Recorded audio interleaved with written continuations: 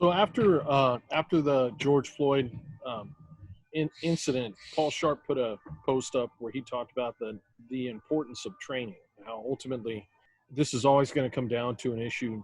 When I say this is always, I'll qualify that in a minute. But solutions are going to going to involve better training. I mean, when you have a case of an officer who's clearly bad, or an officer who's breaking the law, or an officer who hurts someone like with George Floyd, then of course they're going to get fired. They're going to get due process, and then they're going to be arrested and go to jail like anybody else.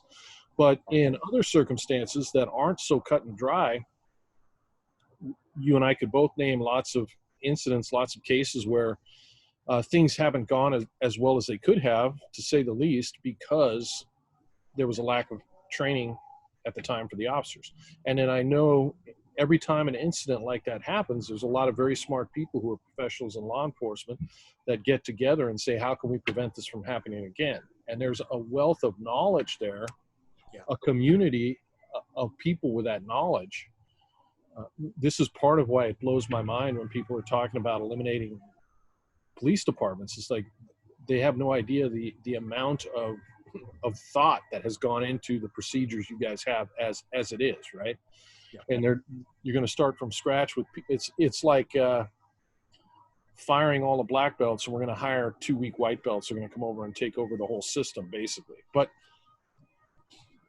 back to my original point. So Paul was mentioning why ultimately it's going to come down to better training, which I think is very true.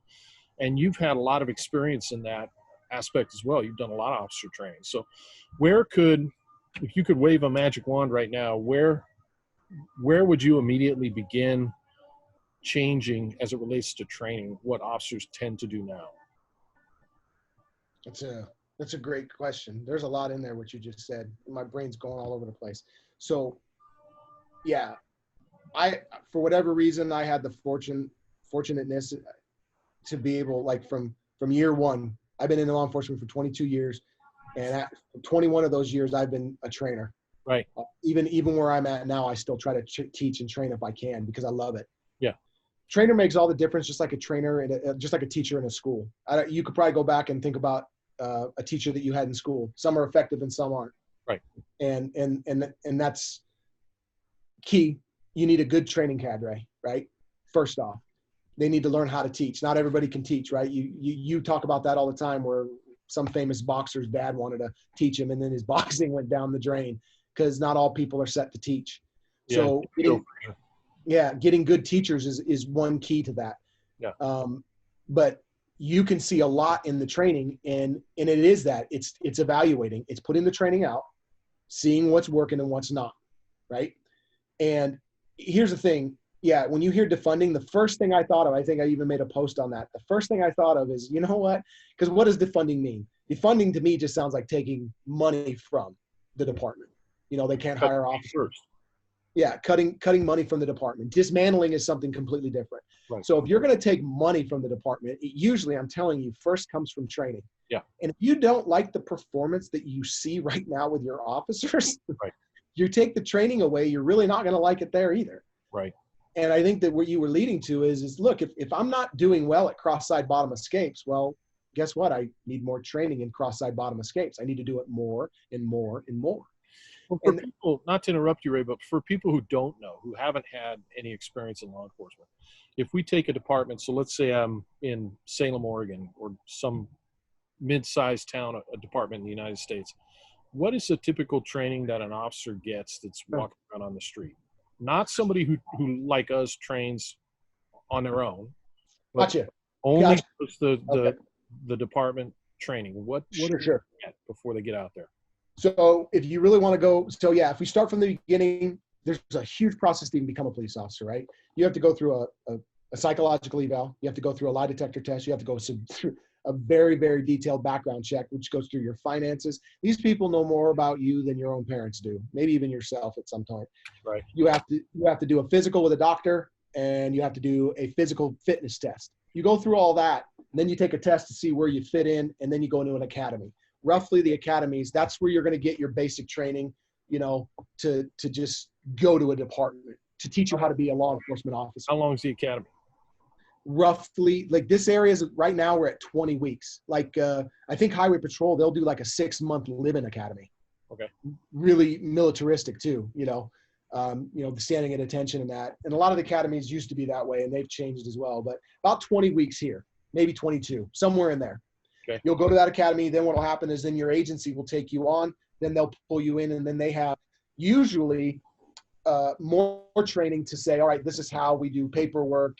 And some agencies, like one of the agencies here actually pulls them out and makes them do boxing because they want them to fight for a week, so they'll do that. So they'll go to their prospective agencies. And then what they do is they go into what's called an FTO program, Field Training Officer Program.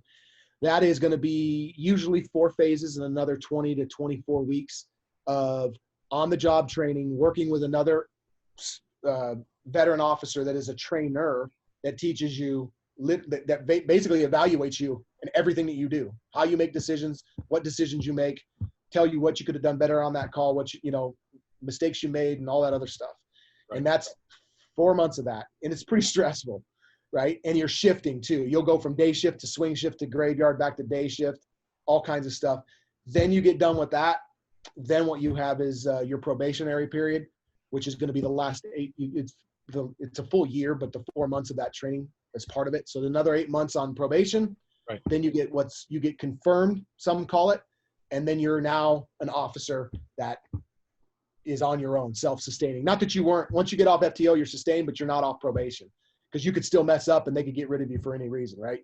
I mean, they have to have documentation for it, but that's the training you get. After that is where I start to kind of roll my eyes because you've got a good solid base of training. And then what happens is now it's called in-service training. And there's a lot that you have to do. There's updates, legal updates that you have to do. That's important.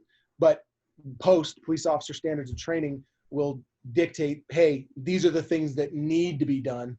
And if you don't do them, what they do is they say that you're delinquent, and then people can see this. They can go online and check it out, and then they realize that the department didn't teach their officers the in-service training that post requires. Does that make sense? Yeah.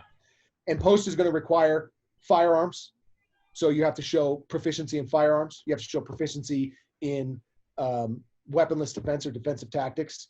And that would include inside of that weapons retention, handcuffing, control holds, takedowns. You have to show proficiency in those areas of the program. Then they're going to give you a refresher on OC, baton, taser. And it's just to show proficiency. It's not a whole training class because it's like, look, you got the training in the academy. So now we're just updating that. And a lot of the times, like let's just take weaponless defense. It's 8 hours. 8 hours in 1 year. Every year it's 8 hours. And that's all you get. And in that 8 hours, they're going to go over policy. So that takes up some time. Mm-hmm. They're probably going to include the ASP and OC. Mm-hmm. That's going to take up some time. So maybe that's 3 hours. Maybe it's 2 hours. But then you've only got 6 left to teach handcuffing, disarms, or weapon retention. And how valuable is that? I mean, how much more would you need? I just talked to a buddy of mine, Mike Sion. He gets an hour or 2 hours.